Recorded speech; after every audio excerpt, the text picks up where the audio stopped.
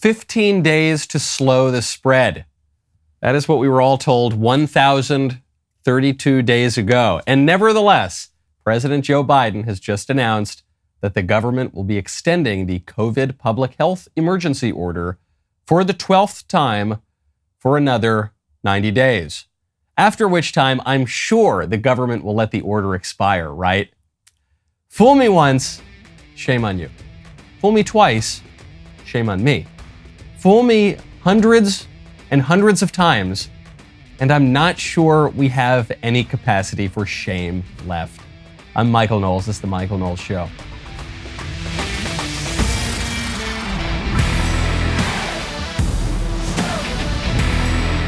Welcome back to the show. My favorite comment yesterday is from Dominic Zelenak, who says, 15 hours ago, In-N-Out Burger is preparing for California's crackdown on beef with vegan and cricket-based meat options. That's so true. You're so right. It's not just that In-N-Out Burger is fleeing the high taxes and the high regulations and the broadly anti-Christian sort of ethos that you're seeing in California. It's also this whole Great Reset thing is coming for In-N-Out, baby. This whole you will eat the bugs and you will like it thing, it is coming for your favorite fast food burger. Time to flee quickly before you are forced to grill up some double buggles. Doesn't sound good at all. Okay, I want to get back to good old America, all right? That's why you got to check out 4 Patriots.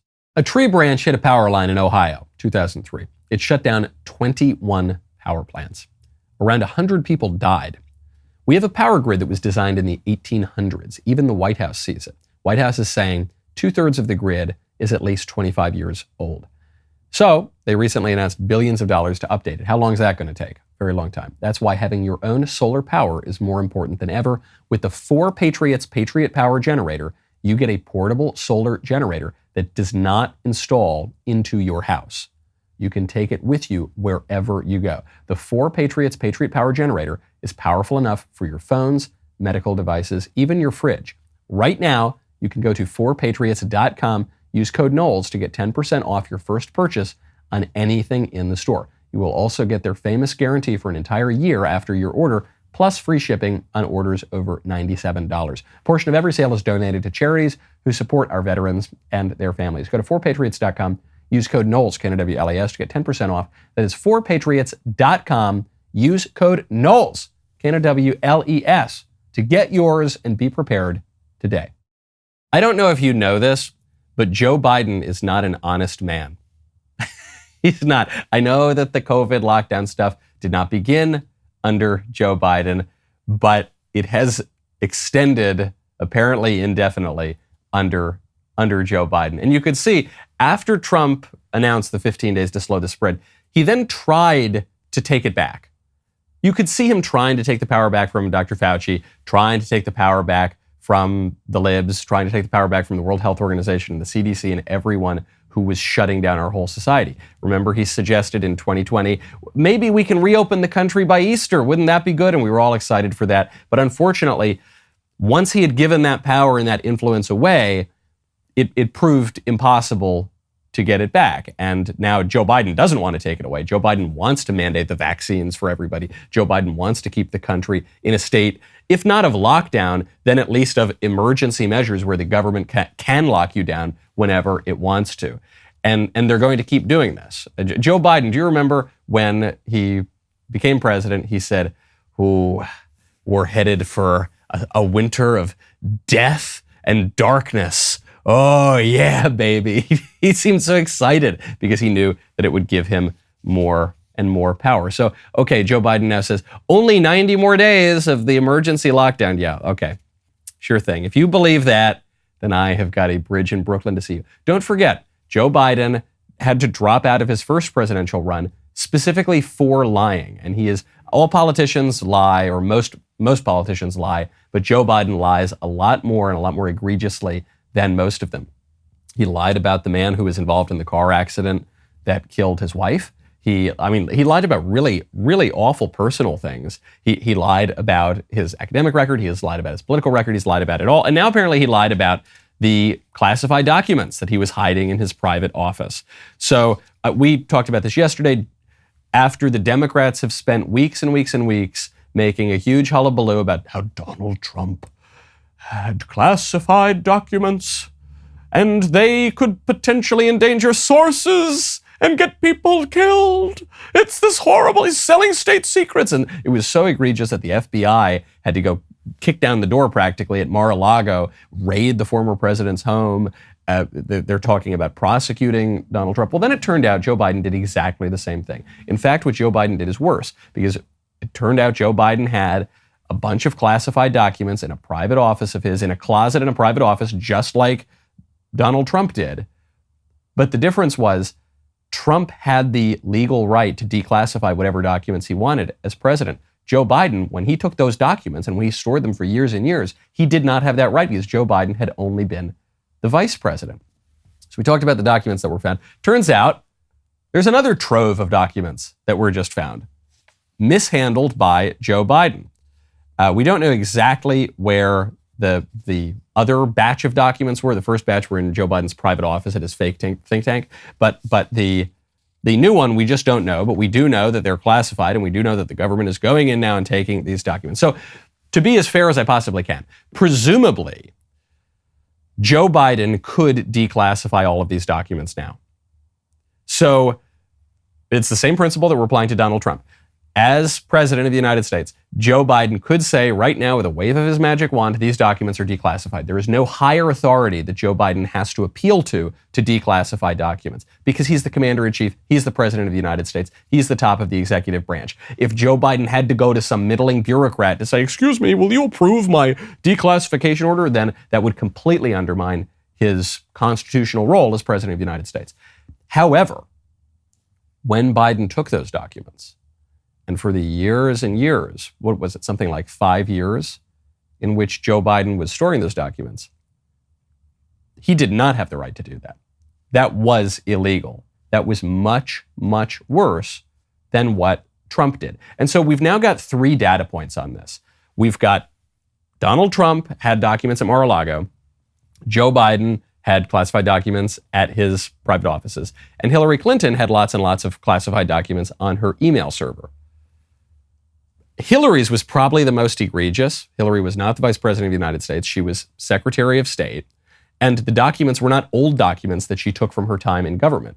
They were current documents. And the documents weren't locked up in a closet in a physical form where it would be very hard to take them or create copies of them. They were on an easily hacked server. And if any of those episodes were going to get people killed, it certainly would be Hillary Clinton's. What happened to Hillary? Nothing. Not so much as a slap on the wrist. Joe Biden improperly stored classified documents that he had no right to declassify for years and years and years. Highly sensitive, could reveal sources and methods.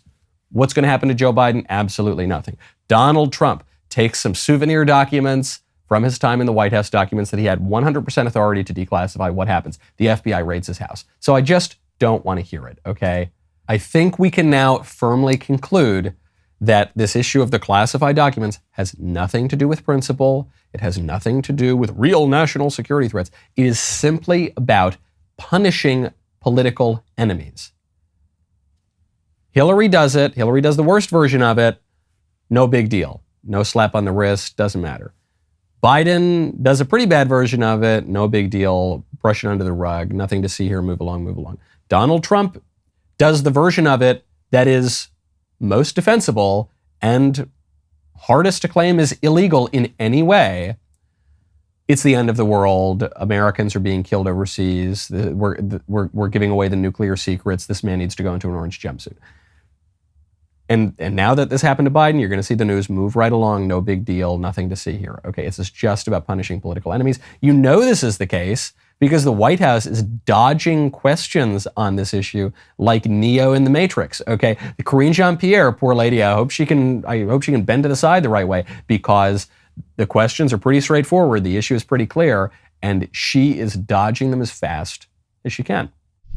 On these documents, how could anyone be that irresponsible? Isn't that what this president says about mishandling classified documents? The president spoke to this personally. He spoke to this personally. He believes that classified documents and information should be taken seriously. He takes them seriously, and he was surprised to learn by any records had been. I disagree. Here's what happened. Once Then why is there a Justice Department? Well, let me explain to you the process. Here's what happened when his lawyers found out that the documents were there. They immediately turned them over to their archives. How can President Biden be trusted moving forward with America's secrets? Because his lawyers, his team did the right thing. But he had a closet with His classified lawyers information in did it the that right. they found. How did it get there? Again, Did the he lawyers did. do He the was right thing? surprised that the records were there. He spoke to this But they were personally. there.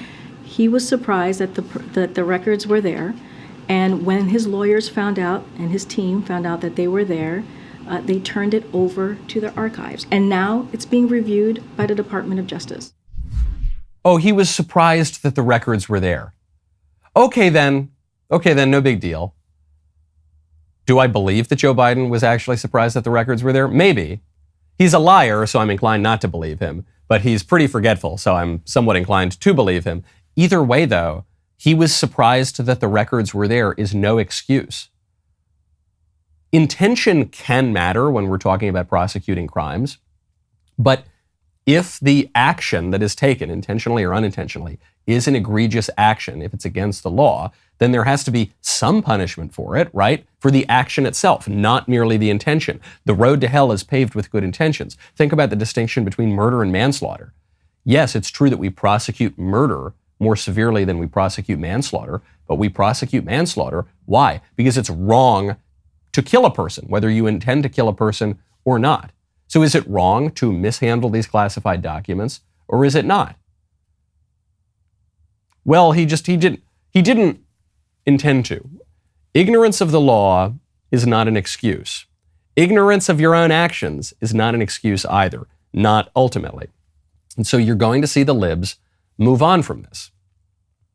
And it's going to expose what the Trump classified documents episode, "The walls are closing in, they've got him now," of 2022 was really all about. It was just a bunch of nonsense to punish a political enemy. In fact, not only are you going to see these sorts of excuses for Joe Biden's behavior, you already are seeing them. And you're not just seeing them from his paid spokesman. You're not already seeing them from just from the White House press secretary. You're seeing them from the establishment media. You are seeing it from Joy Behar on the View. Joy Behar on the View. We will get to Joy Behar in just 1 second. First, though, I'd prefer to learn something. Speaking of ignorance, I would like to be educated. That's why you got to check out Legacy Learning. Right now, head on over to richdadworld.com/Knowles. Well, I want that to be my new nickname, Rich Daddy Knowles. You got to check out Rich Dad World. It's an online program led by the world-famous author Robert Kiyosaki. Robert Kiyosaki, author of the top-selling personal finance book, Rich Dad, Poor Dad, is on a mission to elevate the financial well-being of humanity. His upcoming free live stream event, where Robert and a team of trusted investors will go over their 2023 predictions, is his most popular event of the year. You are getting access to one of the most elite teams of investors, market leaders, and economists in the world for free. Regardless of your experience level, you can learn to boost your monthly cash flow and achieve your dreams of financial freedom. If you want to learn what smart investors are doing in 2023, listen to the #1 personal finance author of all time for free. Head on over to richdadworld.com/Knowles for free access to Robert Kiyosaki's 2023 predictions live stream. Plus, listeners to this podcast get a free copy of Robert's new book before it is even released to the public, and a recorded coaching session valued at $200 for free. Head on over to richdadworld.com/Knowles. Get your free book and free access to the 2023 predictions live stream event. One last time, that is richdadworld.com/Knowles.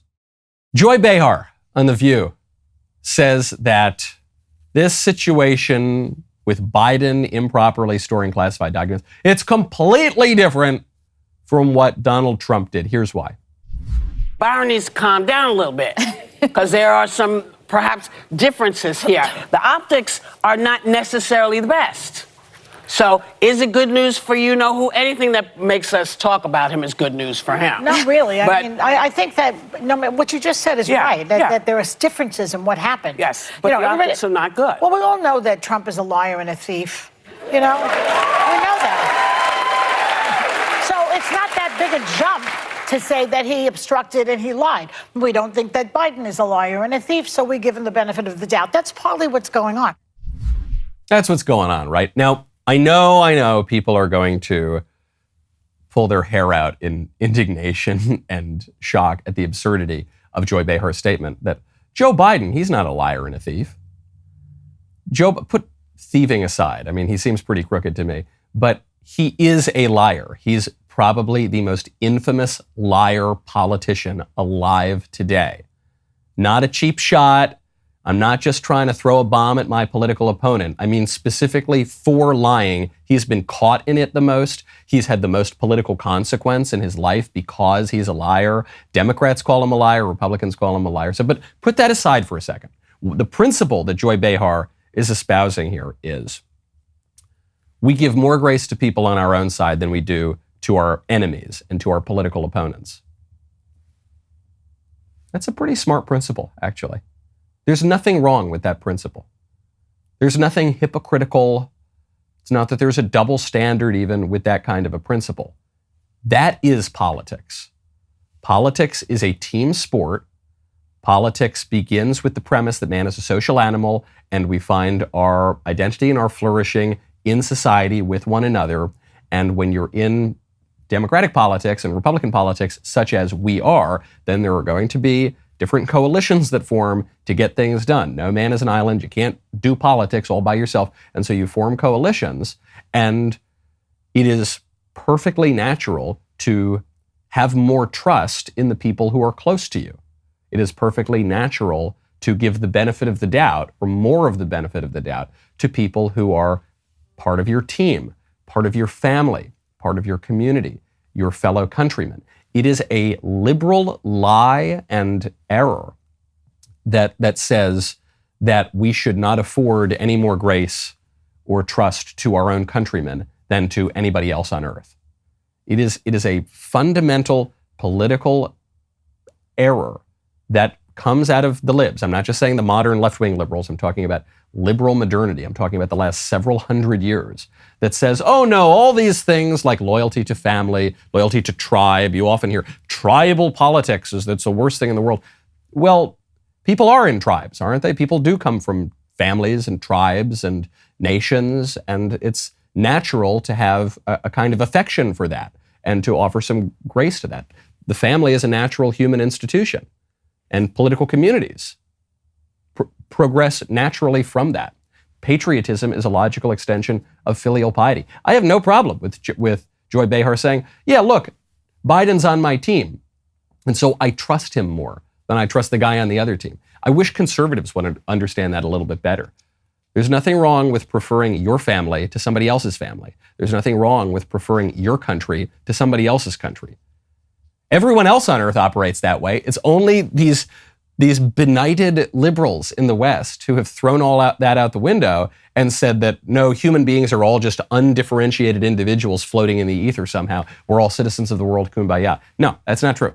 It's not how politics works. It's not how human nature works. So anyway, enough about Biden's documents. Biden is trying to turn this news cycle around. The way he's going to turn it around is by visiting the border, showing that he's getting really tough on illegal immigration. And Biden tweets out, quote, our problems at the border did not arise overnight and they won't be solved overnight. Translation, I'm not actually going to do anything about this, but I want to seem really serious. I'm going to go visit the border for the first time, certainly since he's been president. I think maybe for the first time in his entire political career. He's done some drive-bys by border towns. I'm not sure the man has ever actually been down to the border proper until now. He says, we can come together to fix this broken system. We can secure the border, and fix the immigration process to be orderly, fair, safe, and humane. There's a real irony about the photo that he posts, because the photo features exactly 3 unique elements. Features himself, features border agents, border patrol agents, and it features the wall. He's taking the picture in front of 2 things that this man has vilified throughout his presidency. Do you remember early on in the Biden administration, he attacked the border patrol agents for allegedly riding around on horses and using a whip to scourge the poor illegal aliens trying to get across. Which, by the way, if you or I or anybody else broke into another country that had a big immigration problem, you could expect that other country to use that sort of a measure or similar measures to keep us out. But for us to ever try to secure the border, that would be shocking. And when you saw the image, you said, well, maybe it sort of looks like he's using a whip, but I just don't buy that. We allow 2 million illegal aliens to flood into the country every single year. I don't think that there are border agents like Indiana Jones using whips all along the border. And of course, it turned out it was not true. It was a complete calumny from Joe Biden that the thing that looked like a whip was just the reins of the horse. The guy was just trying to ride his horse as it was bucking up and down. So he vilifies the border agents until they're convenient for him. Of course, he vilifies the wall. Oh my goodness, has there been any greater object from the Trump administration of the Democrats' ire than the wall? Oh my goodness, they hated that wall until it's convenient. So what does this picture tell us? It tells us that Joe Biden believes that the American people want to secure the border. It tells us that Joe Biden believes that the wall is popular with the American people. It tells us Joe Biden believes that Border Patrol agents are popular with the American people. And the Democrats will say otherwise. They will say, no, the majority of Americans want there to be 10 zillion immigrants every year. No, the majority of Americans, they hate that border wall. That's why we're not going to, they'll say this at their donor retreats. They'll say this at their rallies. We're not going to build any more wall. The wall's evil. We're going to abolish border protection and all the cops, and we're going to accept. Actions speak louder than words. Or even more precisely, a picture says 1,000 words. And so the picture that Joe Biden chooses to present is of him getting tough on the border with the agents, with the wall. And the problem is, pictures and politicians can be deceiving. And so what Joe Biden is trying to do here is to deceive people. He's not going to build any more wall. The president of Mexico, AMLO, just came out and said he was so happy that Joe Biden hadn't built one extra foot of border wall. But he's not going to actually do anything about it. He's going to continue to undermine Border Patrol, but he is going to push that image out there for the public because he knows that his policy is in opposition to what the American people actually want. And Republicans are mercifully, finally, wonderfully, starting to do something about it, specifically on this issue. The conservative Republican Representative Pat Fallon has just filed articles of impeachment against Border Secretary Alejandro Mayorkas. So this is the Secretary of Homeland Security who is in charge of the border. He has now had articles of impeachment introduced against him. Now, what are you going to impeach the guy for? Don't forget, I'm with Joy Behar on this principle. I think we should be tougher on our opponents than we are on our friends. I'm not one of these squishy conservatives who says, well, you know, it would be terribly unprincipled if we were to focus more political ire on our enemies who want to destroy us in the country than on our friends who are doing their best to help but sometimes screw up. No, I'm all for it. Go after this guy. Go after Mayorkas. Go after Joe Biden with everything you've got. But you got to do it smart. And the question is, what are they going to get Mayorkas on? The Democrats, during the Trump impeachments, not just impeachment, they impeached the guy twice, they made the argument that you don't need any legal basis to impeach somebody. It's a purely political act. That's not the conservative point of view. Alan Dershowitz, who is a liberal, though he is nicer to conservatives than most liberals, Alan Dershowitz, great Harvard law professor, he pointed out, no, you need a legal basis. To impeach somebody, they have to commit high crimes or misdemeanors. It's not just that you don't like the way they're doing their job. Maladministration is not a sufficient basis for impeachment. So what are they going to get Mayorkas on? Is it going to be the flimsy nonsense that the Democrats tried to impeach Trump over? No. It actually, very possibly, could be closer to what the Republicans impeached Clinton over back in the 1990s. Since day one, says the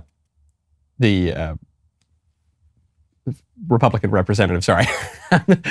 it's really very confusing here when you're going through all of the various articles of impeachment when we've lived in a time where there have been 4 impeachments in 20 years. Since day one, says Representative Pat Fallon, Secretary Mayorkas' policies have undermined law enforcement activities at our southern border. From perjuring himself before Congress and maintaining operational control of the border to the infamous Whipgate slander against our Border Patrol agents, Secretary Mayorkas has proven time and again that he is unfit to lead the Department of Homeland Security. Okay, I totally agree with all of that, and the man obviously is unfit to lead DHS. But doing a bad job and being unfit is not a grounds for impeachment. Perjury is. Don't forget, the Republicans in the 90s did not impeach Bill Clinton over his extracurricular activities with his intern. The Republicans of the 1990s did not impeach Bill Clinton because of his eccentric and imaginative conception of what a humidor is.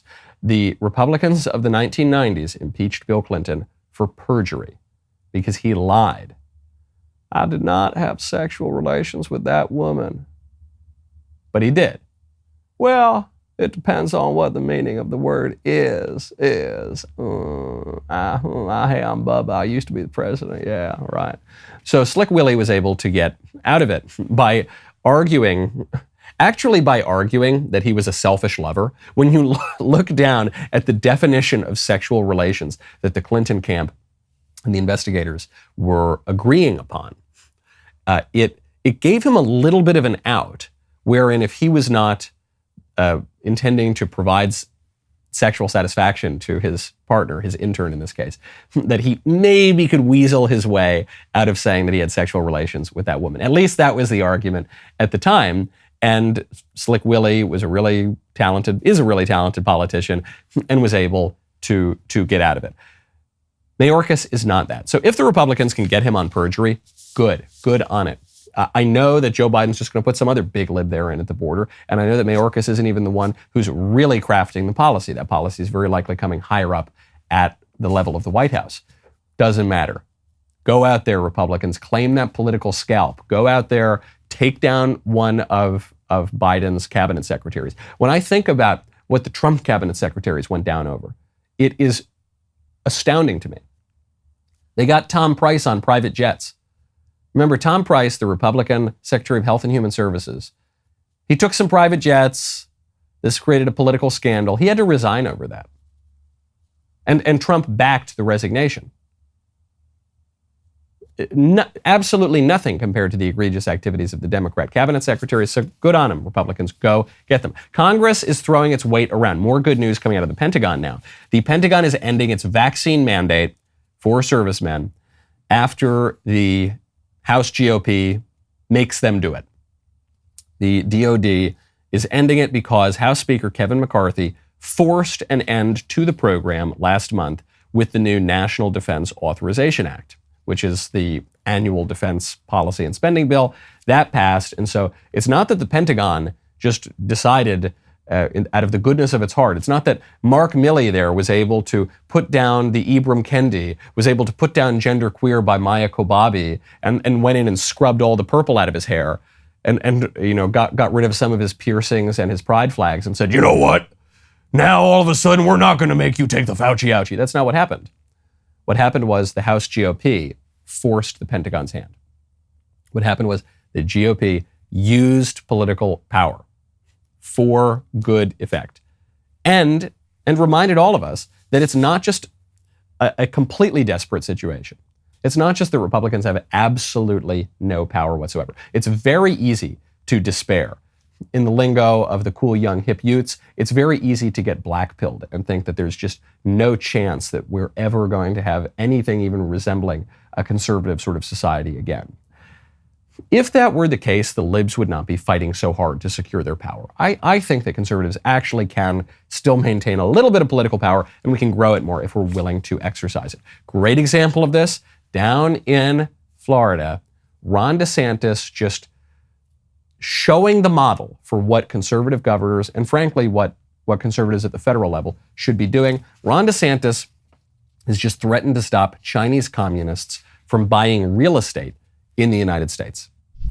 My view on our economy is in Florida is, we don't want to have holdings by hostile nations. And so if you look at the Chinese Communist Party, they've been very active throughout the Western Hemisphere in gobbling up land and investing in different things. And, when they have interests that are opposed to ours, and you see how they've wielded their authority, and especially with President Xi, who's taken a much more Marxist-Leninist turn since he's been ruling China, that is not in the best interest of Florida to have the Chinese Communist Party owning farmland, owning land close to military bases. But, my view is, and I think there's a broad agreement in those two, but my view is, okay, yeah, no farmland, but why would you want them buying residential developments or things like that? I don't want them owning subdivisions and things like that. I think that the issue is just going to be, I think people agree with that. The issue is going to be, obviously, if someone comes in and buys, it's not the CCP that's signing that. These are holding companies and all that. So you got to structure that in a way that will effectively police it. But yes, we do not need to have CCP influence in Florida's economy. Yes.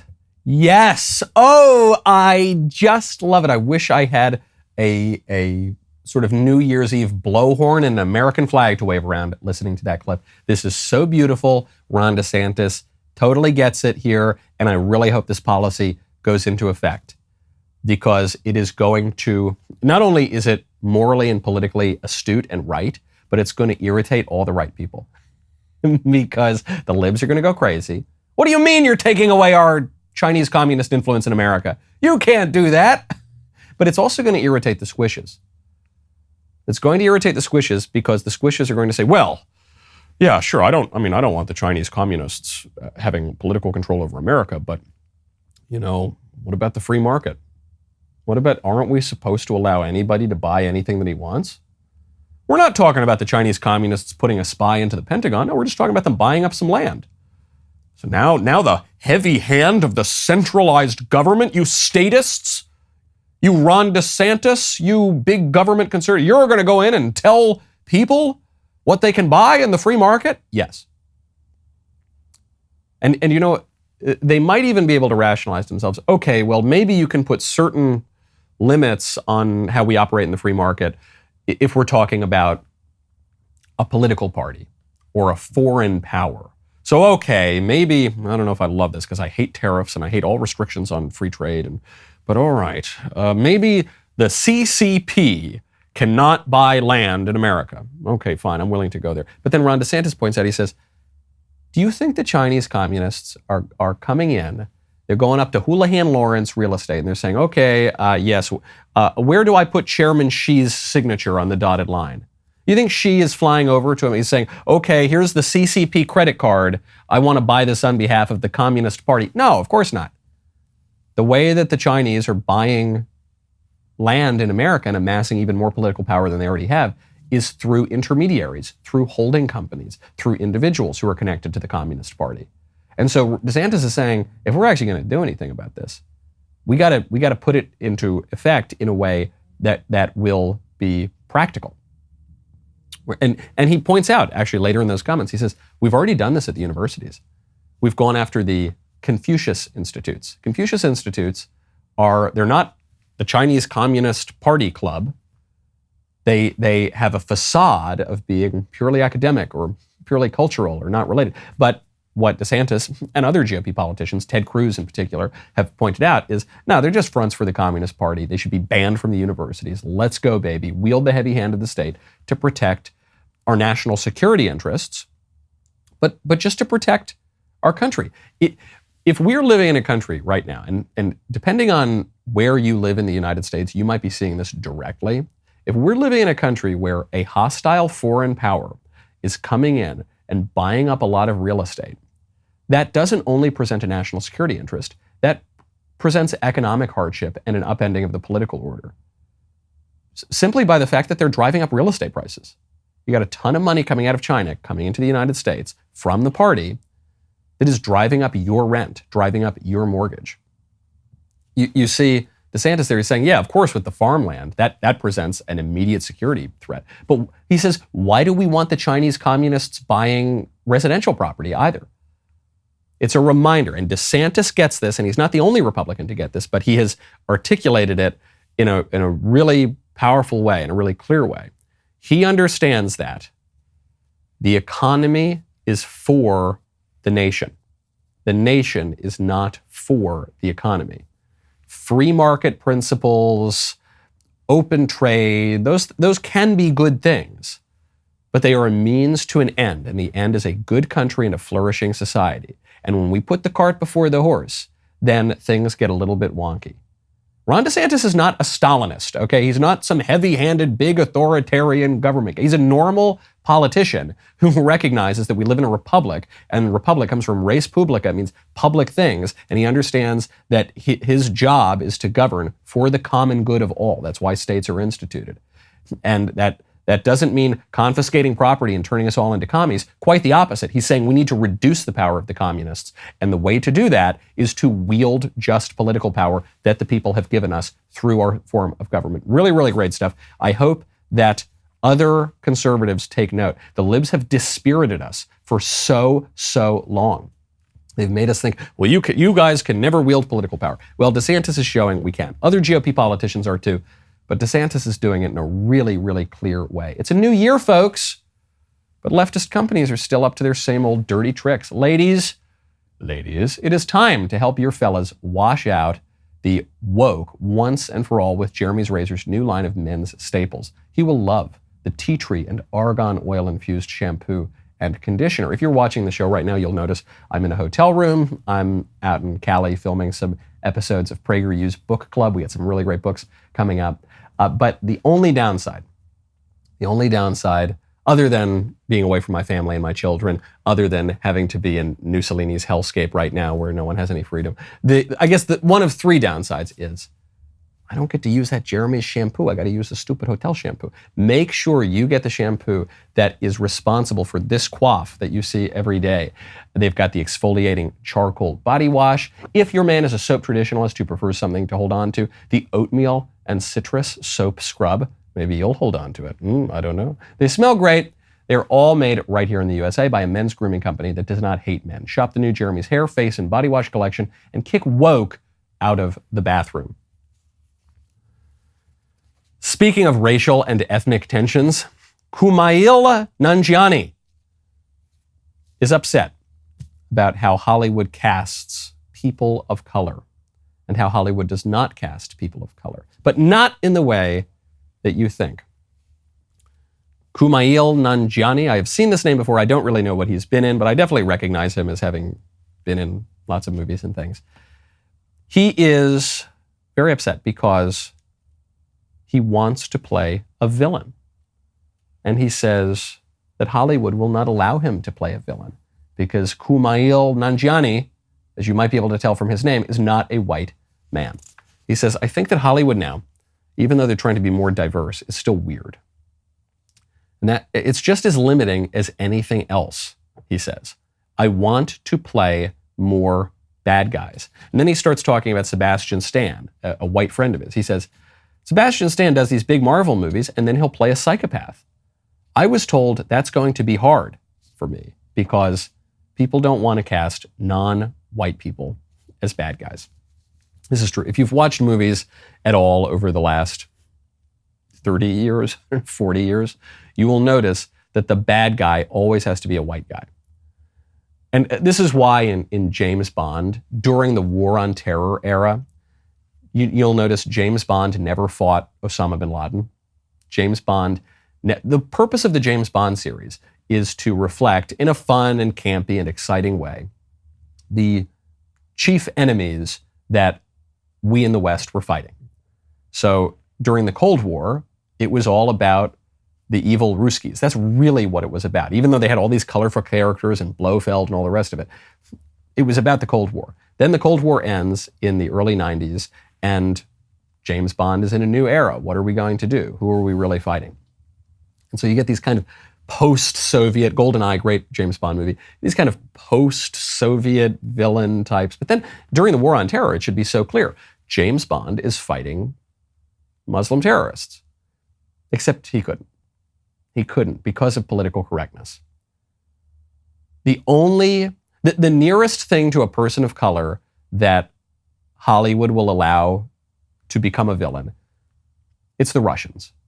Russians are the people of color of the white people. And so Russians are allowed to be the villains.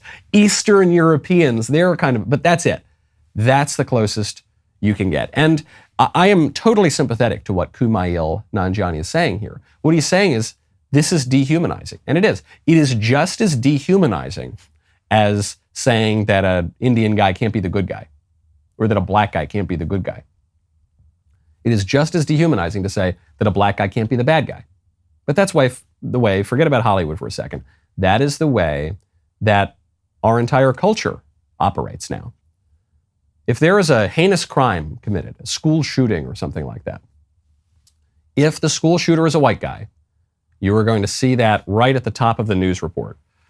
20-year-old angry white man, probably radicalized by the far right-wing people on the internet. Why are white men so angry? He's just committed this horrible crime. If it's a black guy for a school shooting or whatever, any kind of attack, it will always say, 18-year-old man. The race is never mentioned. This is how actually when you read the news reports about any crime, if the race is not mentioned, you can almost 100% of the time bet that the attacker is not white. It's just a way that the news operates. If they can make the white guy the villain, they will. If they can't, they'll leave race out of it altogether.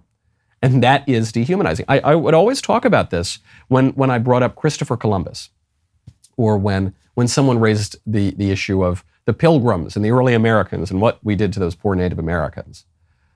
When people would propose this Pocahontas view, not the Elizabeth Warren view and not the actual story of Pocahontas, but the Disneyland kind of view of the indigenous people. They were all the Avatar view. They were all just living in accord with nature, playing their drums, singing Kumbaya, dancing around with the does and the deer, all through until the evil white man came.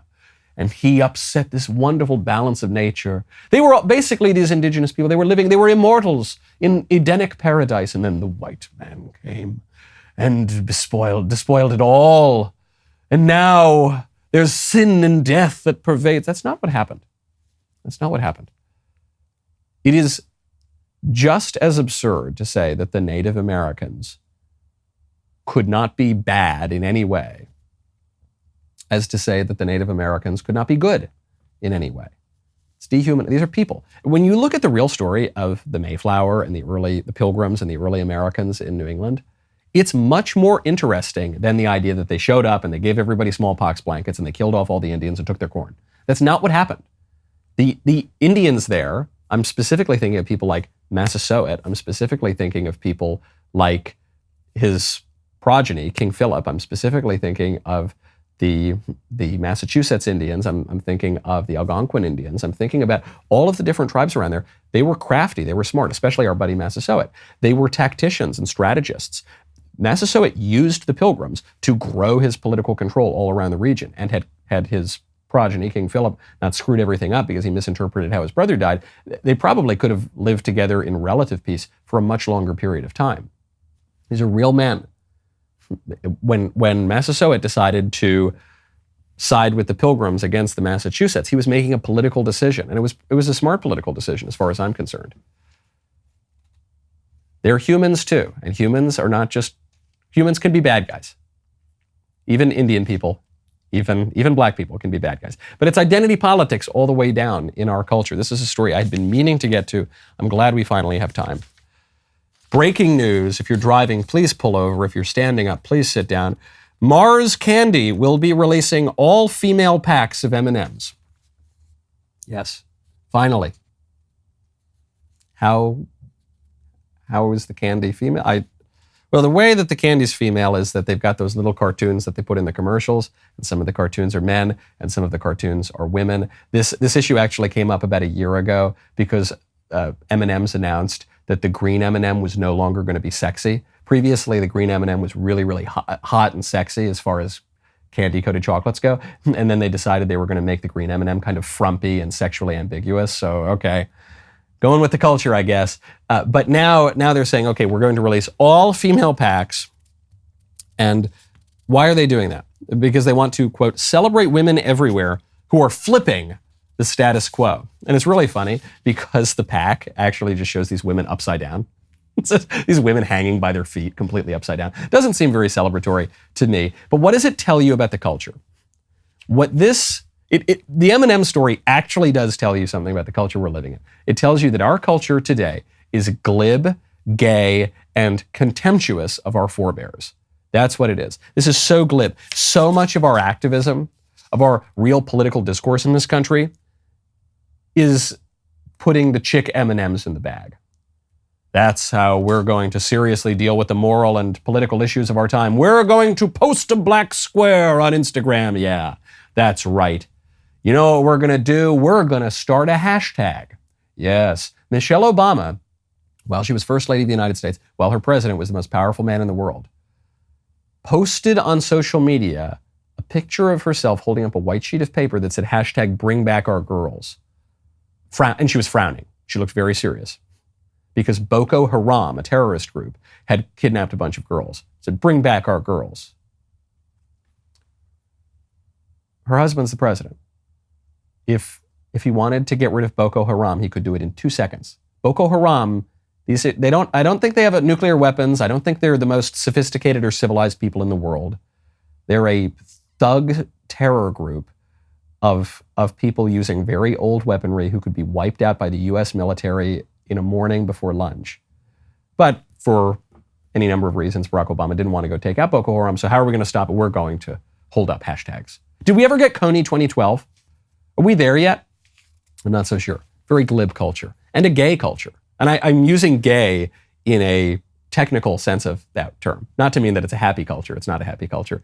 But gay meaning we don't recognize that men need women and women need men. We don't recognize that. We don't recognize that men and women are complementary. Our culture views men and women alternately as identical and indiscernible and as in opposition to one another. The old expression used to be that you will never have a war between the sexes in this country because everybody is sleeping with the enemy. Increasingly, that's not so true. 20+% of Gen Z identifies as LGBTQ. So I don't know, maybe you will get a gender war in the country. It's glib, it's gay, and it's contemptuous of our forebears. Congratulations to women for flipping the status quo. What's wrong with the status quo? I got plenty of problems with the status quo because of how it has upended our millennia-long traditions in recent decades. That's my issue with the status quo. But most people's issue on the left with the status quo is that anything that happened in the past is really bad and evil. Anything that's happening right now is a crisis, and it's pretty bad and evil.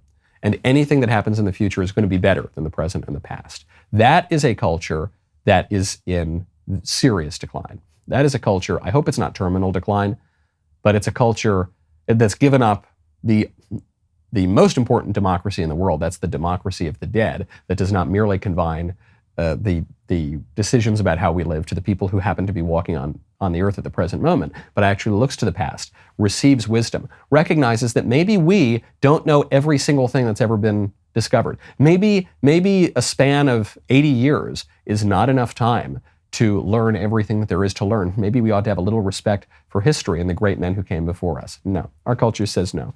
Enjoy your M&Ms. The member block starts right now. I don't have a pun for today. What is today? Thursday. There's a story that I wanted to get to Thursday. And by which I mean my producer, Ben Davies. It's not a good pun. If you can think of a better pun, please let me know in the comments.